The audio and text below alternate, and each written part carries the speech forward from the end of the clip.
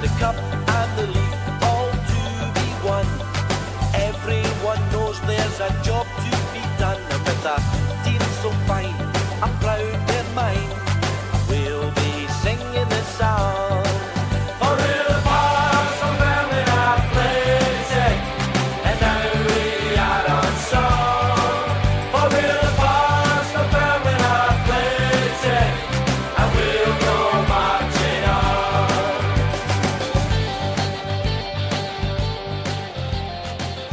The Dunfermline Athletic Former Players Association podcast is sponsored by Starnut Apparel. Affordable and stylish clothing born on the terraces. Just head to www.starnutapparel.co.uk.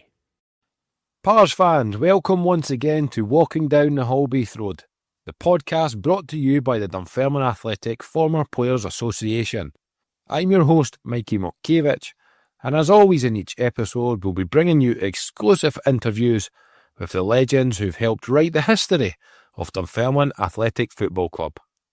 From unforgettable goals to iconic matches, tales of triumphs to moments that define careers, we're deep diving into the rich history of DAFC, and together we'll relive the glory days of East End Park, celebrating the players, coaches and managers who have left their mark in the black and white stripes. In this latest episode, we travelled through to Coatbridge and spent a few hours in the company of one of the remaining 1961 Scottish Cup heroes, Dan McLindon. Signed in January 1961 by Jock Stein, Dan would play 43 times for the Pars, including an appearance in the 1961 Scottish Cup final against Celtic, and then represent the club 3 times in European football against Everton and Valencia.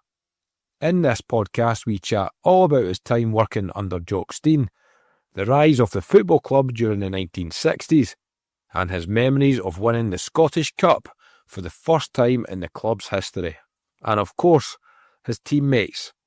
So let's go through the turnstiles, pull up a seat, and join me as we stroll through the Pars history on Walking Down the Holbeath Road with a legend from the halcyon days, Dan McLindon. Through to McLindon. Over it comes. In comes Melrose. And a beautiful goal. A delightfully taken goal. Made by McLindon, the big tall inside left. Headed in by outside left Melrose. With 5.5 minutes gone in the second half. It's Dunfermline 3, St Johnstone nothing. A beautifully made and beautifully taken goal. Interception there by Peebles. Forward to Dixon. McLindon in support. Dixon thumbs it past his man. And it's a beauty. Beautiful goal by Dixon. Right back. McFadden, a picture of misery there in the goal.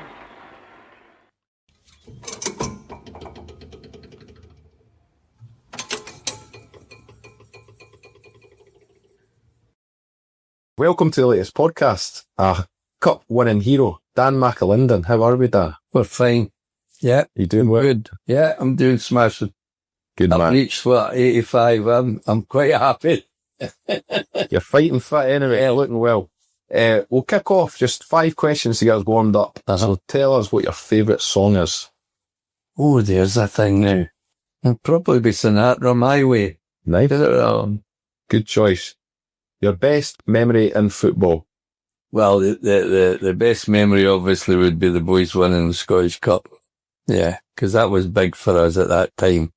And although I played in the final, first game, I didn't play in the replay, but it was, and I'll always remember the bus coming back home, because by that time it was night time, because it was a 7:30 kick-off, it was a replay. And we were going through Kincardine, and the women were out with their dressing gowns on, and all waiting to see the bus going through Kincardine and up through ended Dunfermline. Amazing. Great memories, We'll touch more on that as we get into this. Next question. Most cherished piece of football memorabilia? Oh, my Scottish medal. Right. Aye, because it took me 54 years to get it. So that is a special one. And this man played a big part in it. Yeah. Mr. Wishart. Yes, he did. And the former players. Yeah. Brilliant. But we'd been at the SFA for a while because I'd played the full 90 minutes and had nothing to show for it in the Scottish Cup. And they took a bit of convincing, but eventually, yeah. We got there. So I would say that's the thing I cherish most. In the family now, and we're glad of that. Not many's got one of those, Dan. No. That's for sure. Especially a Dunfermline player. Who was your football hero as a child? Oh, I've been back now. Is it Ian McMillan? Ian McMillan. I went to see Airdrie. I was brought up mainly with my grandmother. And she stayed in a wee village called Chapel Hall, which is about 2 miles outside Airdrie. But in the house, she had 3 daughters, but none married. So I didn't have a man that went to the football. So I just went down and got the bus to the nearest, which was Airdrie. And they had a smashing wee team at that time. Big Dougie Bailey played, and Jimmy Wells, and Ian McMillan, Hughie Bear. That Cowboy McCullough, that kind of era. And I went there every week. If it was the first team away, I would go and see the reserves. And that's where Airdrie was my team to follow. Amazing. Mm-hmm. Who was your best friend in football? Well, it would be the boys that you travel with every day. With George Miller, Jim Herriot, Jim McLean. It was every day we went up to Dunfermline. And the stories for the boys were, especially George Miller. George was great company.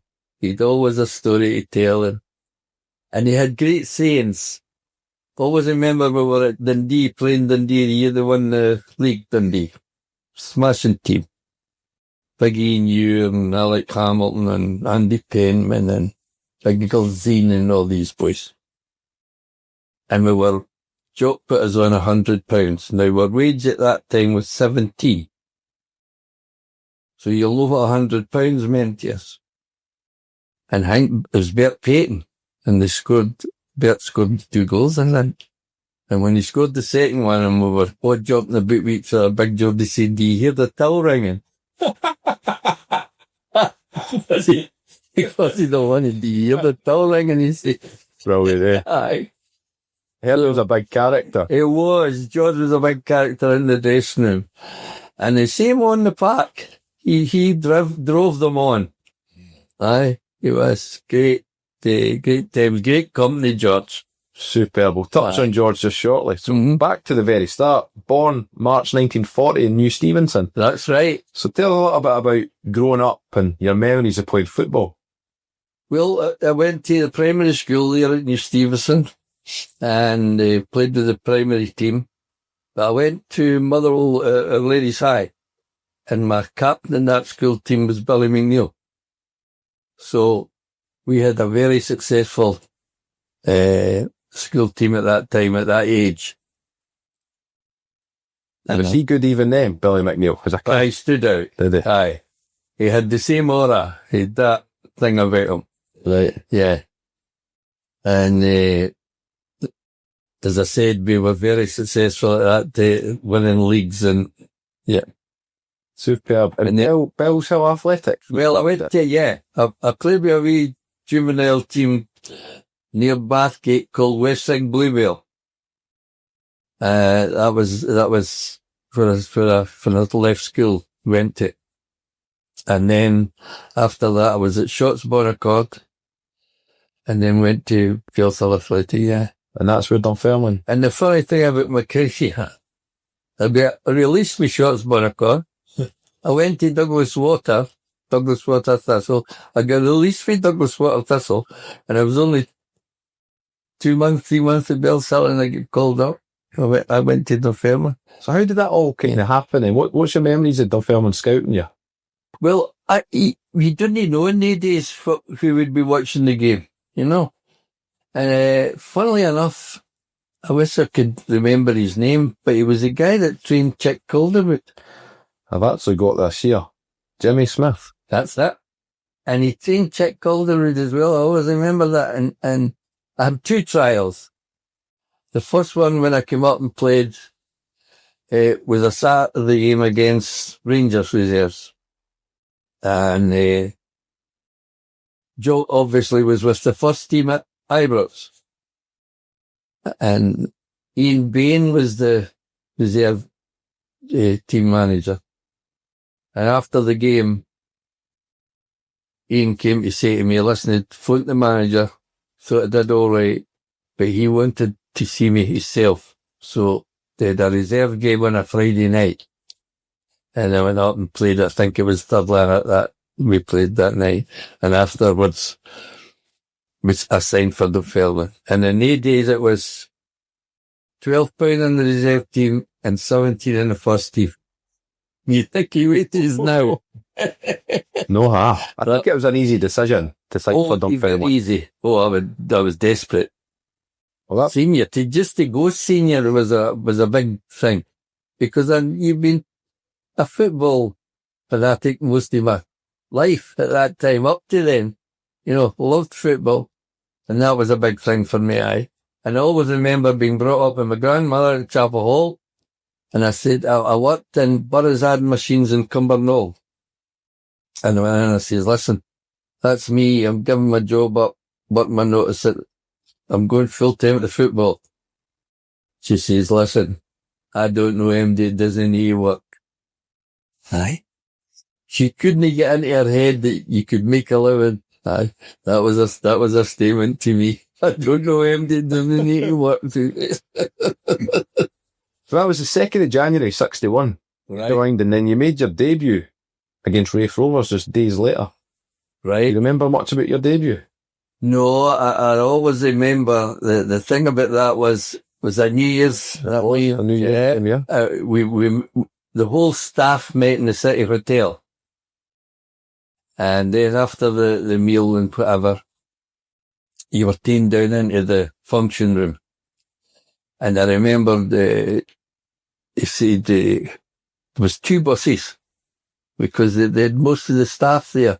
So he was saying what bus the staff had to go into and then because the bus the players had to go into. And he said, the team today is, and as he was reading it out, I thought I heard my name. You're sitting there.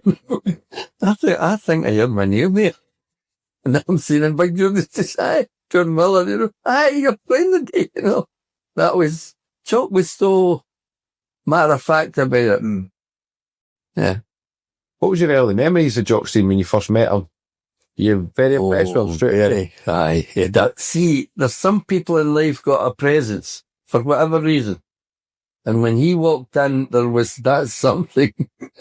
He had that presence. And his football knowledge was, aye. He'd say things to you that was so common sense, but when you look back, don't try and you can't do. This kind of thing. But he was very influential to all the players because he made sure that he knew everything about everybody and he would speak to everybody in that way, Could you feel even then the club were starting to maybe do something? Oh, with him, yeah. Oh, he was very ambitious. I mean, not only for himself, but for everyone, aye. Mayor and stuff. Well, I went to St Johnstone after Dunfermline and with a swap with Alec Ferguson. And then after that I went to Partick. But they clubs didn't have the same. Survival was their thing, whereas Stein was pushing Dunfermline onto whatever. Yeah. Amazing. And see if you hadn't went to him, you just wonder where it would have. Because by the time he left, I think they were in the first cities of Europe in most years. Yeah. Yeah, indeed. Yeah. Well, that all started off obviously the cup run, 61. Yes. You played a fair role in that and even right up to the final. So tell us your memories of the cup run. The start was the Derek Rangers. As I scored 2 goals in that game. And then I think I didn't play against Sunra nor Alloa. Because Tommy McDonald had injuries at a time and then was coming back. He was a very experienced player, good player, Tommy. So I was either waiting on one of them getting an injury or falling out because Dunfermline had the good professionals in the first team at that time. So you had to wait your chance. and take whatever games you could get, you know.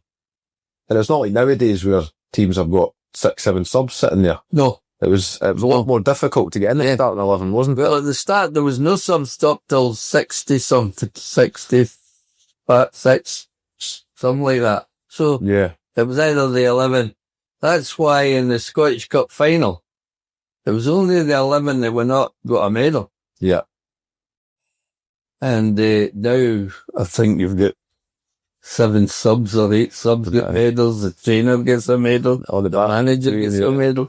Whereas late days it was just the 11 that played.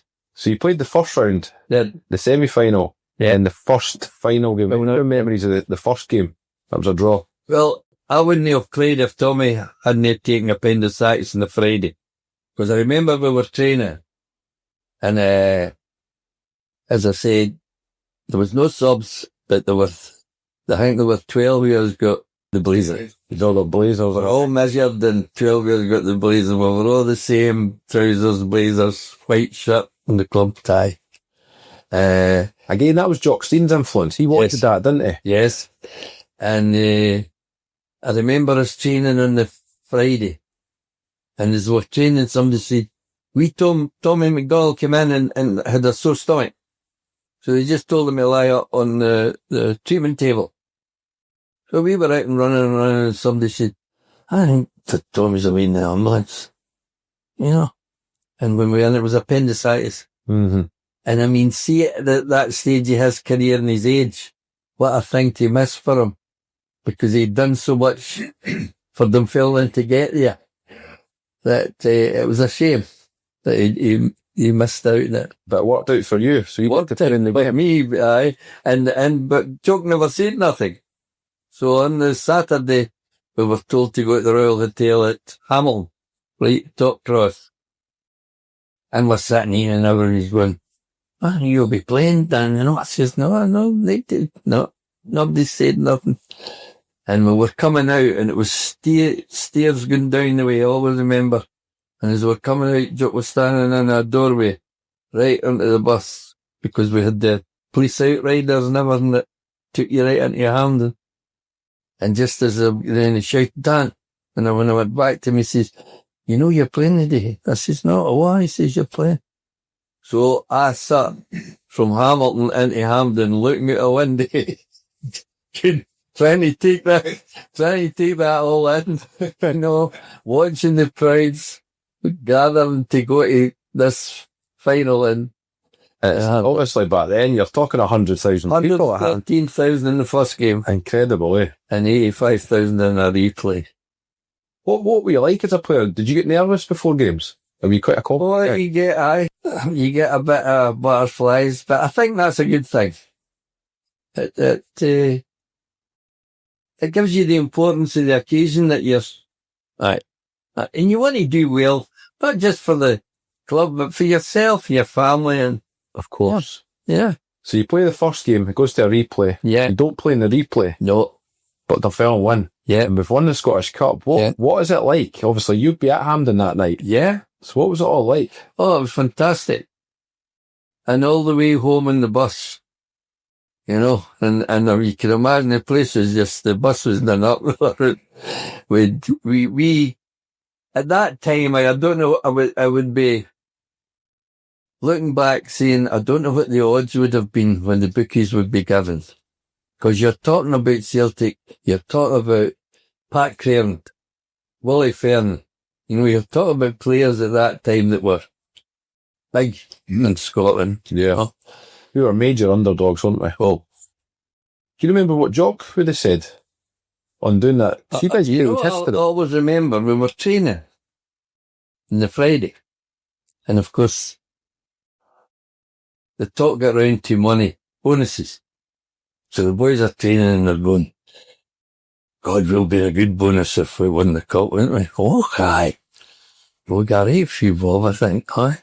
And then somebody said, but do you think they'll give us anything if we get beat? Because the crowd's still the same.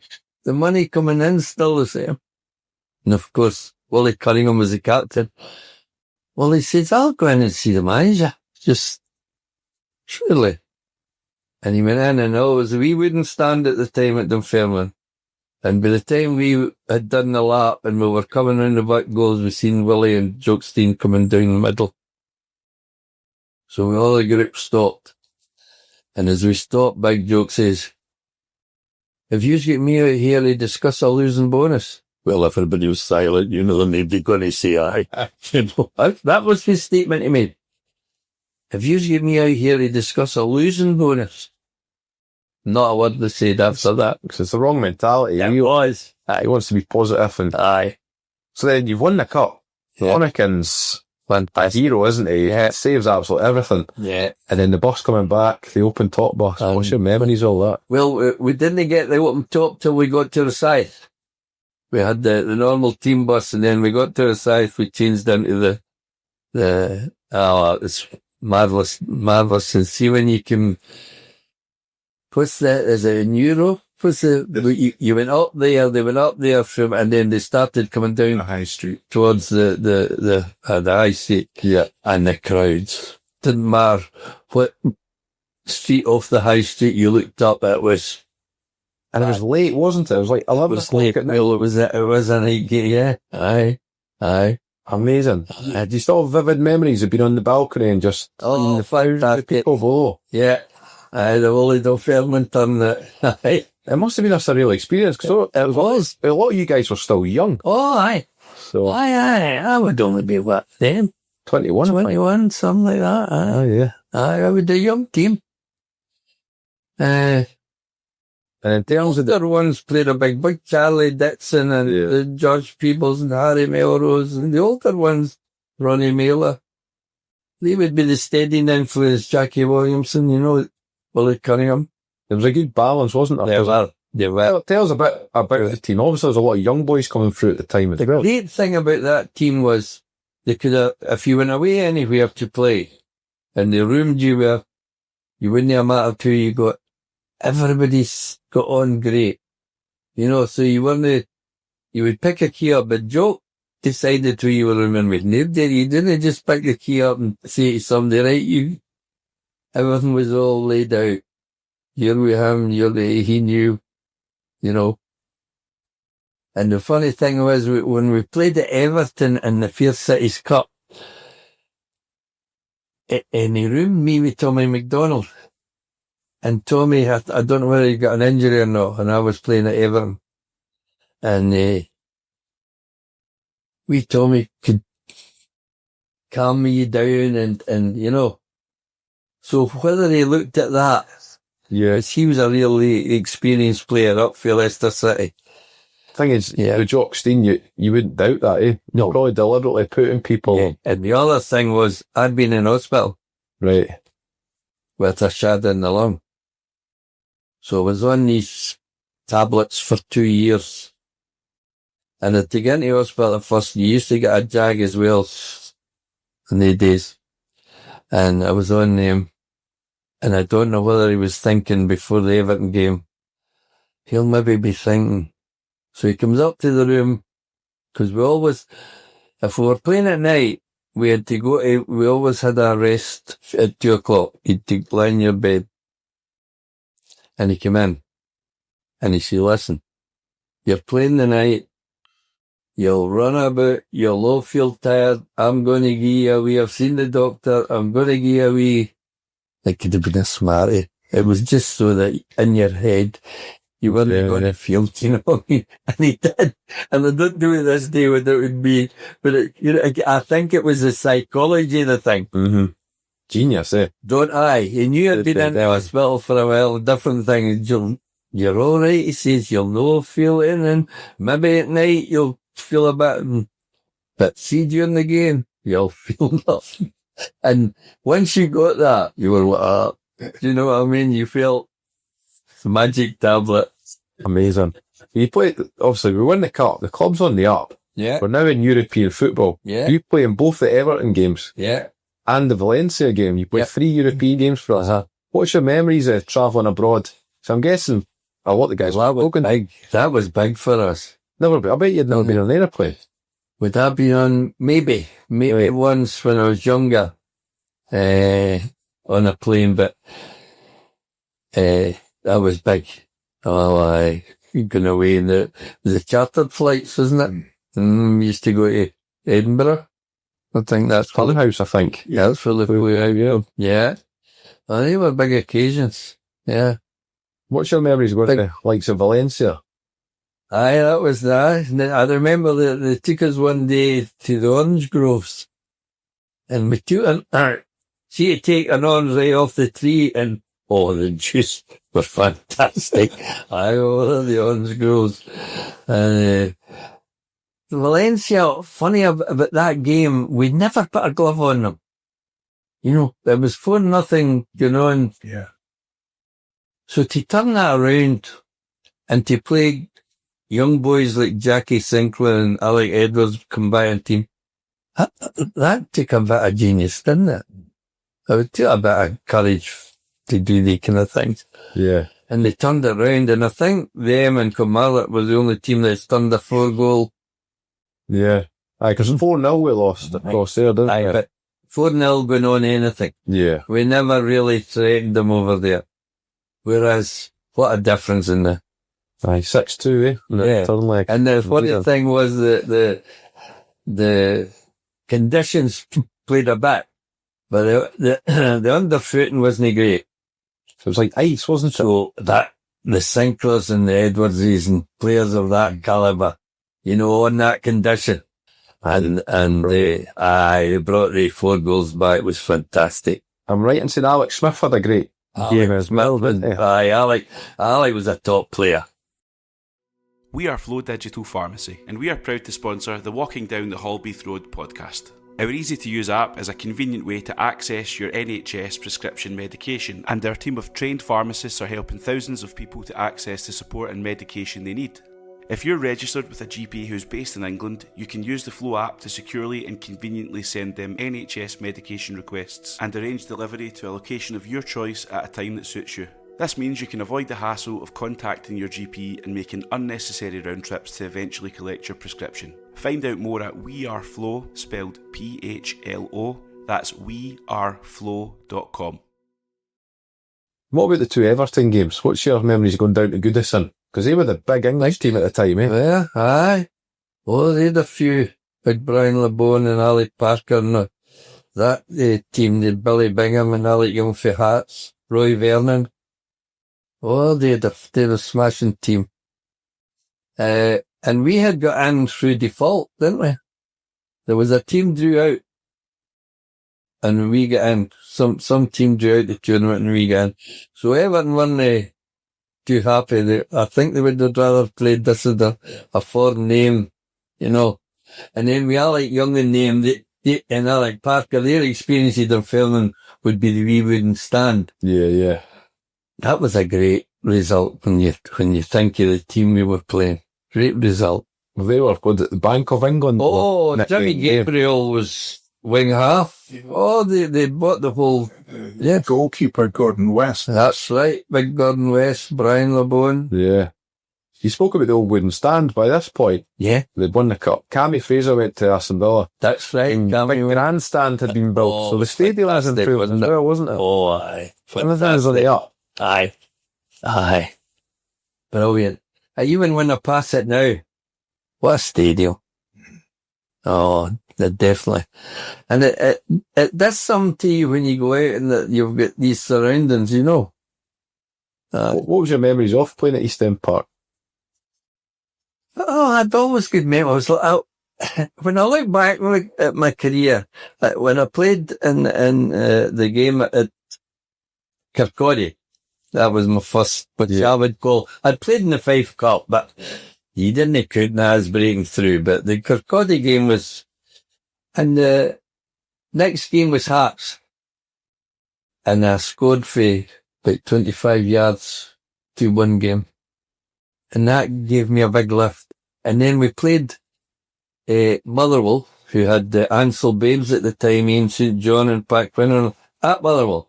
And we beat them 4-2. Which, you know, was another fantastic result.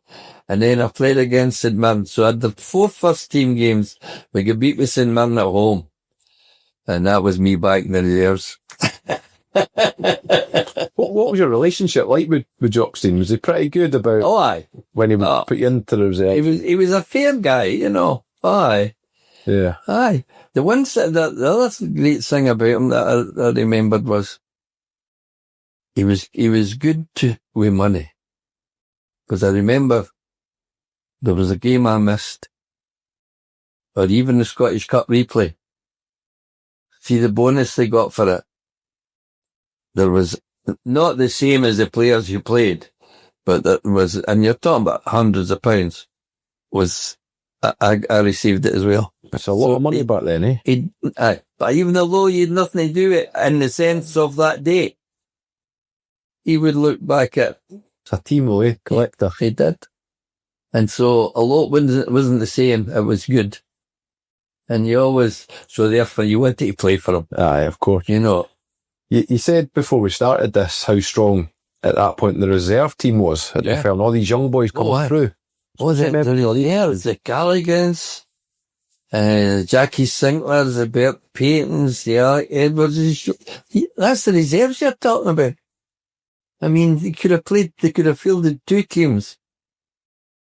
They were a smashing club in the 60s when I was there. They were a great club. Again, that goes to Jock Stein though, because he was a start. He was going around all the local schools and junior football teams and getting all these young local boys in. Aye.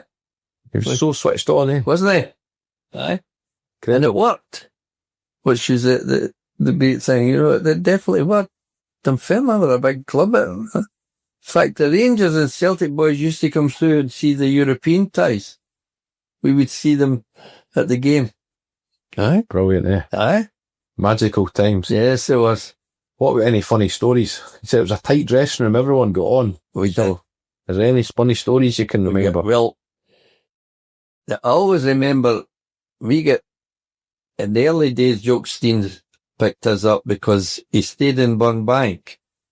So he would get George Miller at Hamilton, and he would get Jim Herriot in Lucille, Chapel Hall, Jim McLean in Cumbernauld, because Jim, I think, stayed in Kilmarnock in the early days, and he would travel through to Cumbernauld, and we would go through. But then Jock got the clubhouse, so George Miller had the car. He stayed in Larkhall, he was the furthest away. And, the things we'd have with that car. So, I would break down.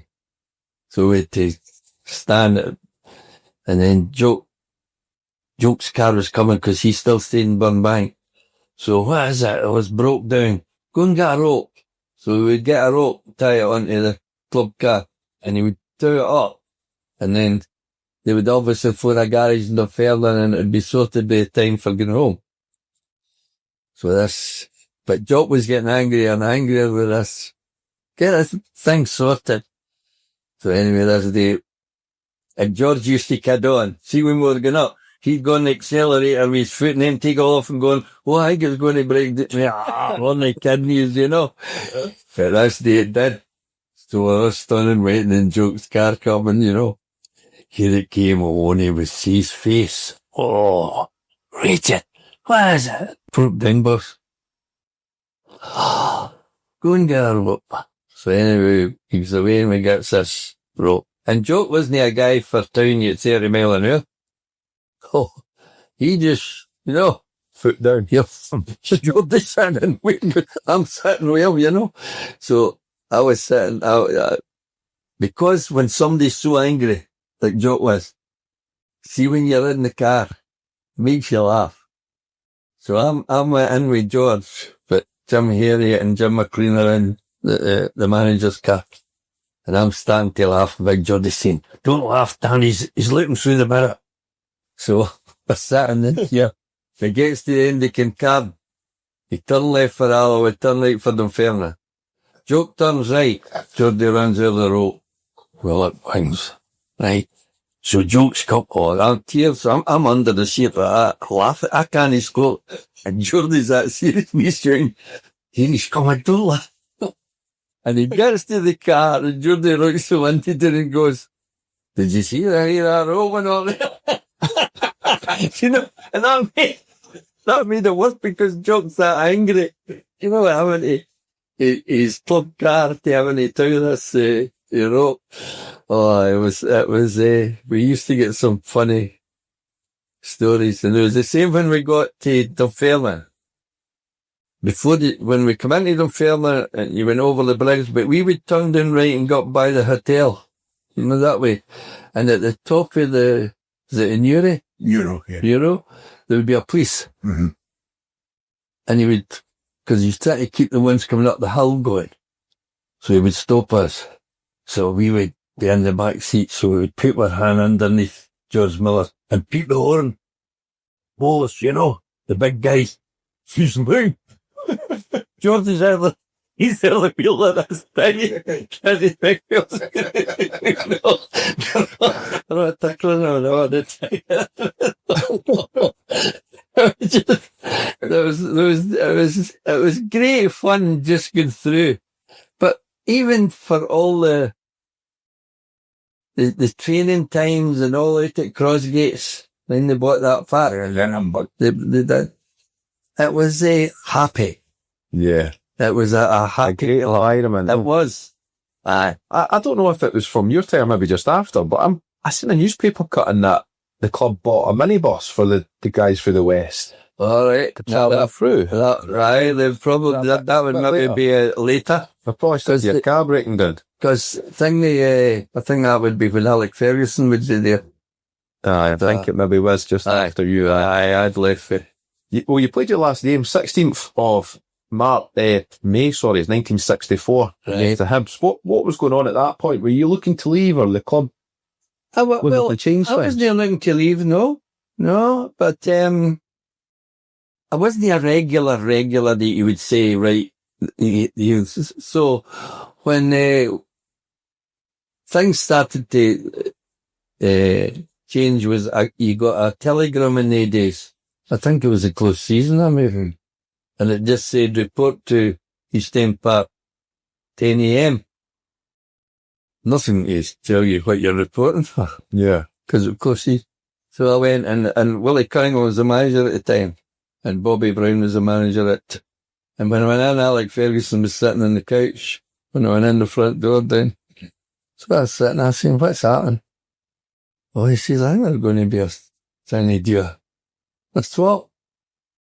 And that's what happened. You were taken into one office and they had Bobby Brown in another. And they swapped Alec and myself. And I didn't realise the travelling that was involved to get to Bale. And I had 4 kids and I'm travelling from Airdrie to Queen Street. But then you had to run from Queen Street away up to Buchanan Street. But the top level there was a station. And that took you to Perth. Yeah. But see, when I got off at Perth, I had to jump a taxi to get to Muirton. And when you're talking about stories. So I didn't know anything about it, but Alec was desperate to leave, which I didn't know. And of course, he's boosting this up. Well, like at St Johnstone, oh, you'll love it. Oh, it's great up there. I didn't know he was desperate to leave, you know. So he's giving it, it's fantastic, you know. So I goes up and all remember pre-season meeting the boys. So we went over and we went to Jeanfield Swift, yeah. That was the park, wasn't it? That was saying down behind the houses. And after the heavy running, they decided a wee game of cricket.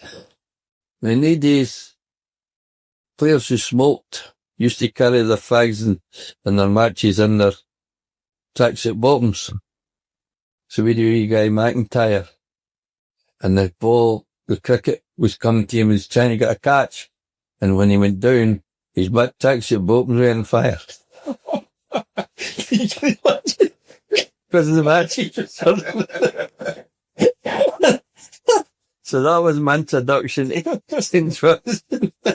I've got here, when you joined St Johnstone, June 64. Right. You only played 7 games, but scored 3 goals. Right. So then I take it the Partick Thistle thing happened pretty quickly and that suited you better. The funny thing was, before I signed for Dunfermline, Partick was on the scene when I was at Bellshill Athletic. That's a funny, and I don't know whether that was something that was always going to happen. If you got a chance. Yeah. You know, I wasn't long at St Johnstone. No. 7 games. That's right. You remember your debut for Partick Thistle? Was it not against St Johnstone? I was against Dunfermline. Was it? At East End Park. All right. It must have been the second game with St Johnstone. Aye. Chances, eh? I know. So, 31st of October 1964. Aye. Dunfermline won 2-0. Yeah. So there you go, back at East End Park. You stayed at Thistle till 1970. So you were at 6 years. Aye. Do you enjoy your time at Furley? Really, aye. I was, well, I was a regular. That's a big thing to start with. And one of the seasons, one of the only things that I won was I got a Player of the Year. And it was all the Thistle supporters, the clubs that did it. It wasn't just an individual one. It was presented in the McLaren Galleries in Sucky Hall Street in Glasgow. So that was a big night for myself and my wife. Yeah. Superb. I got here, you played 161 games for Partick. So Right. the most you played in your career. Yeah, like I'm saying, I was a regular, and I had 2 seasons I left back. Yeah. The guy got injured, I think it was against Morton. And went in at half time and, Willie Thornton was saying, well, yeah, a bit bothered here. We didn't have a left back to. I said, I'll play left back. So I went through the side right to left back and I was 2 seasons. Played against the Jimmy Johnsons, the Willie Hendersons, the Tommy McLeans, the Peter Marinellas, the Alex Scotts. Yeah. Yeah. What an era for Scottish football, that decade, eh? The 60s, like the amount of world-class players. Well, both were big clubs won European Cups.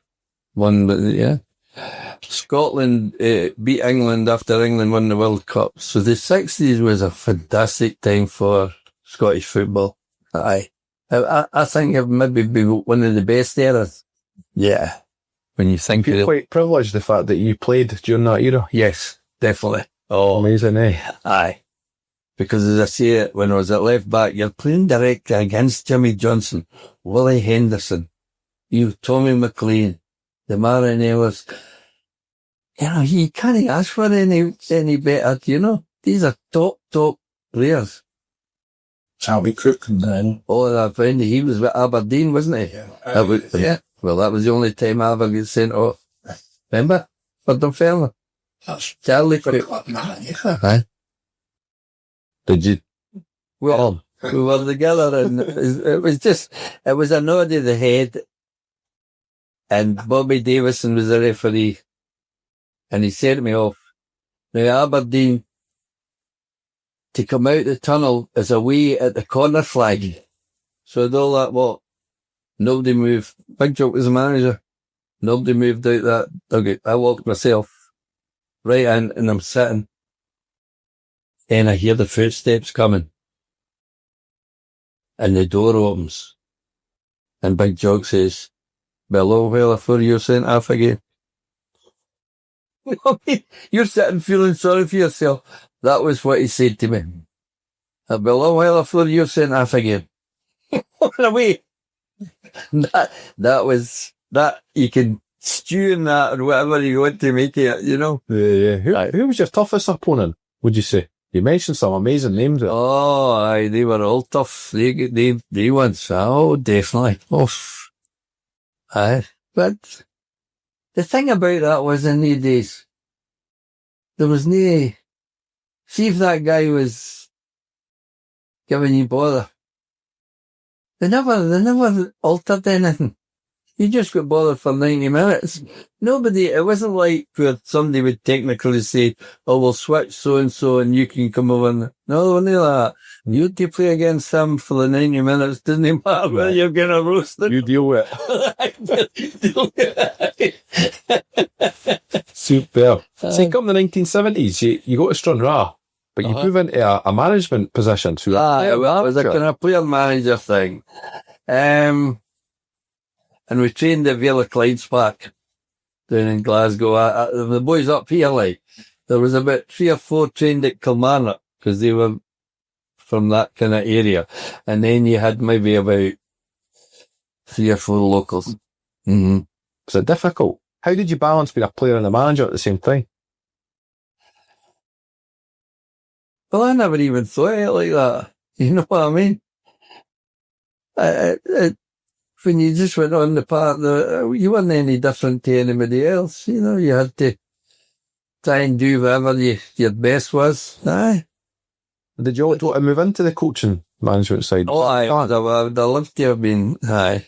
I was there. I think I managed Alloa and Cownbeat. Yeah. Yeah. They're hard, had thingy grounds, but good. Enjoyed them just the same. And you're almost hoping you get that break. You're probably get a wee run that somebody notices, you know. And the funny thing was at the early, I didn't get the break I was looking for because it didn't happen, you know, where some clubs were looking for it. Because I went down, here United beat Rangers on Saturday. The Gala in the Cup on the Wednesday. And we went down to Aaron Valley McLeod, which, you know, gets a bit of lifting your name in it, but it didn't happen. No, you'll just be lucky that at that time somebody else is looking and maybe they look at that and think, oh, we could take a chance here, you know. What type of manager were you? Well, that would need to be somebody else who would say that. You know, I enjoyed it. That was one of the things I did enjoy it. Maybe a wee bit too intense. And I had a smashing guy with me for a while, Frank Connor, who ended up at yeah. Frank was my trainer. And what a guy, he was a tough coach. Oh, what a guy he was. He was great for the dressing room. Great. He could lift the place, you know. He had the right personality for football and in the dressing room. Frank is brilliant. And was there anything from your managers such as Jock Stein that you took on board and tried to use when you were a manager? Well, it's hard to emulate that guy, isn't it? You know, you just try to be yourself and hope that what you've learned and what you're trying to impart to people. Because sometimes you have to realise you're maybe asking a guy to do something that really it's no good. It's not there, you know. So you've got to be diplomatic about things but I enjoyed it. Kept your foot in the game. Kept you in the game. That was the thing. You were still part of football. Superb, Dan. You made over 200 appearances in Scottish football, 43 of which were at Dunfermline. Right. So just on reflection, how do you sum up your career playing in Scotland? Well, it was all I ever wanted when I was a boy, you know. I mean, I always remember just to be part of football. And when I went to Dunfermline and you got that blazer on with the badge, I was walking about here doing Chapel Hall quite, you know, that blazer was on. It was, God, after all that, you know, because that was all you thought of. Getting to be a professional footballer, you know, right up through and at last, you're there. Amazing. And when, as you were saying, when I was getting released in junior, I never ever lost the confidence in myself. To me, that was just a guy's opinion. So that's a good thing I think I would say to young people. That's only one person's opinion that they don't think.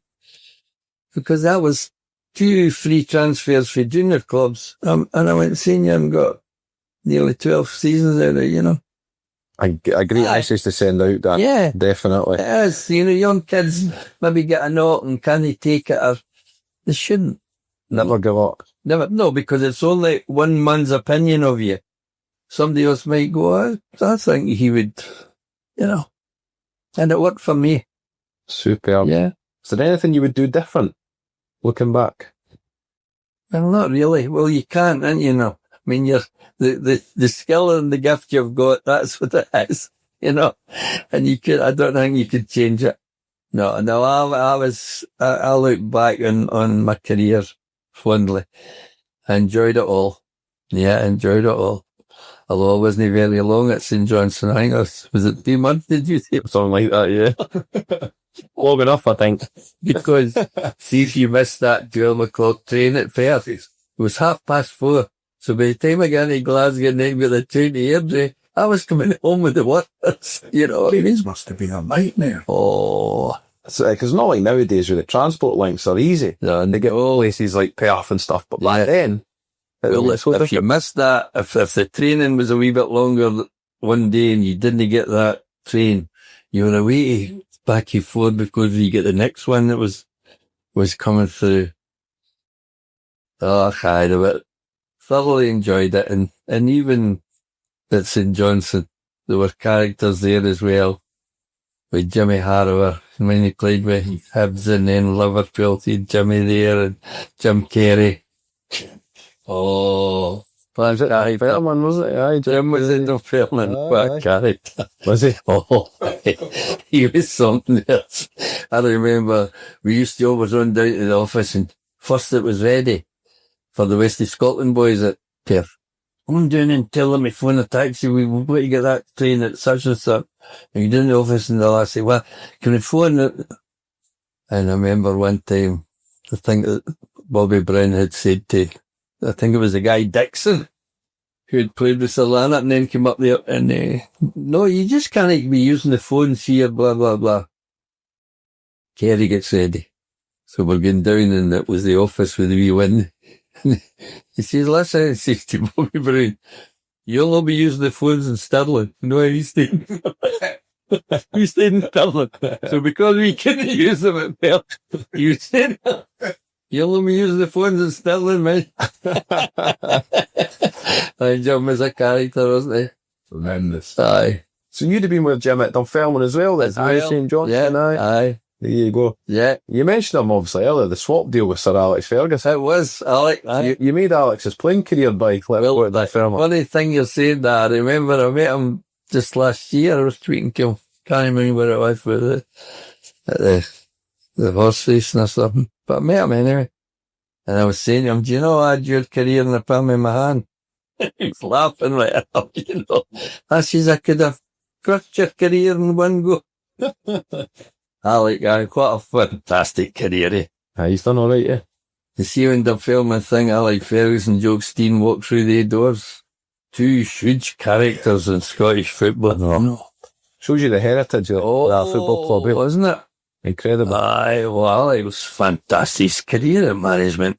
Second to none. Second to none. Oh, you can't. I'll give you that. You'll never beat what he's achieved. Never, nobody. No. No, Final question, Dan. Yep. What does Dunfermline Athletic mean to you? It means looking for the result every week. I do that in Partics just because you always have an attachment. And Dunfermline, like today, has been the club that has, maybe say, done more after football for me than any of the other ones. You know, contacting you, inviting you up, being a guest. Oh, I've had all that. Partics, I don't know how they don't run any kind of lines. I've been in Partick, I think, once or twice. But Dunfermline was the most, and this man keeps in touch with you all the time. Because you're part of the former Players Association, aren't you? Yeah. And always have been. Aye. Then you get your magazine and, you know, everything like that. It's very well run, well organised, but I feel they're more a part of you. That's what it's all about, isn't it? Partick Law was a lot longer and played a lot more games for Thistle. Yeah. But Dunfermline has always been that way. Yeah. It's special to you. Yeah. Well, you're more than welcome back at East End Park anytime soon. Well, that's one thing I must always say. You're very welcome when you go through there. Yeah. You go through there and you're in the director's bit and you're treated, you know, That's one thing about them. Yeah. I'll always look for the results. Always. They were great days. The 60s for Dunfermline. Fantastic. The teams they had and brilliant. Yeah. And Dan, thanks for your time No this problem. morning. It's been a pleasure catching up. Yeah. Great to see you look so well as well. Yeah. Well, Do you start play? don't you want a game? Don't tend to make me go. I've got new help, you know. Thanks for listening to Walking Down the Holbeath Road, and a big thank you to our latest guest, Dan McLindon. Don't forget to subscribe to this podcast on your favourite podcast platform. This podcast, as always, was produced by Jan Motkiewicz and music supplied by Stuart Dusty Miller. Thanks once again for listening. We look forward to walking down the Holbeath Road once again next month.